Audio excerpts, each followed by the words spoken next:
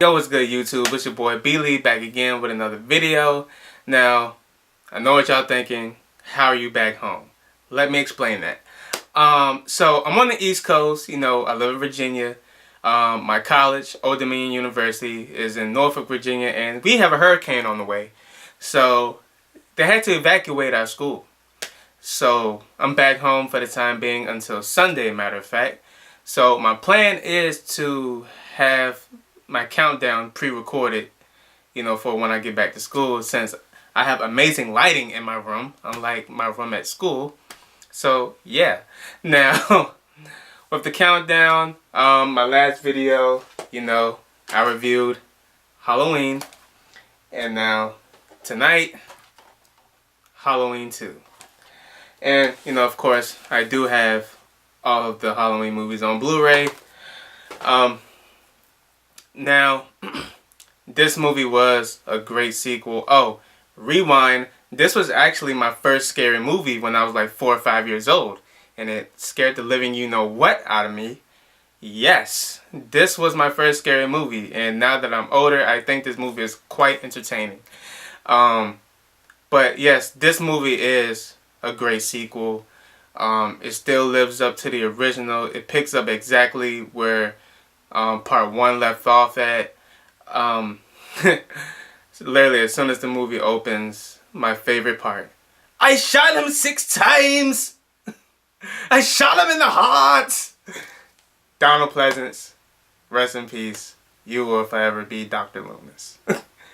The only thing I did not like about this movie was the theme, the remix theme. It sounded like children playing guns, like pew pew pew pew pew pew pew pew pew pew pew pew pew. I did not like that remix theme.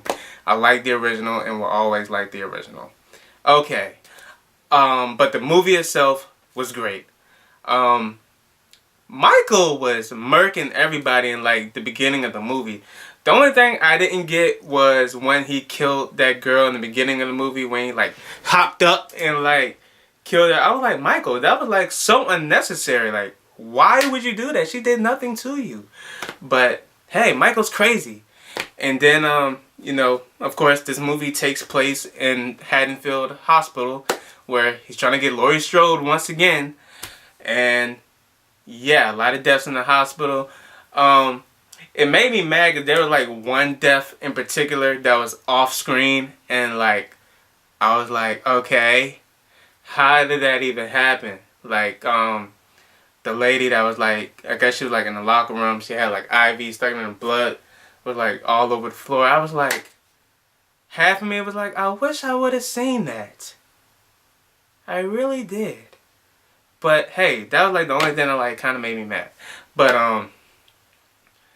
yeah, you can tell they had a bigger budget with this movie. One, because they did a lot more with Haddonfield itself, and then two, they the death scenes were a lot more like gruesome.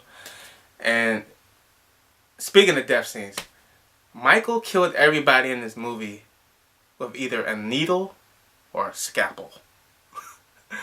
That blew my mind, this entire movie. I was like, Michael, where's your knife? He only killed one person with the knife, and that was the girl like in the very beginning of the movie, when he like hopped up.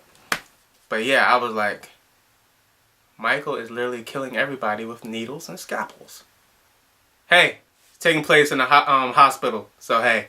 But yeah, the death scenes were more gruesome, more scary. Michael was like literally on a mission in this movie. He's like, I'm going to get this girl. And of course, it's later revealed towards the end of the movie that Laurie Strode is actually Michael Myers' little sister, which we still don't get. Okay, why is he trying to kill his little sister? You know, it's still that mystery there going on, and I like that.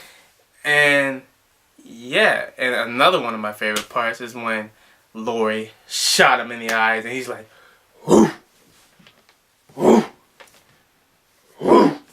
And I'm just like, okay. Yeah, so, hey, this movie was off the chain.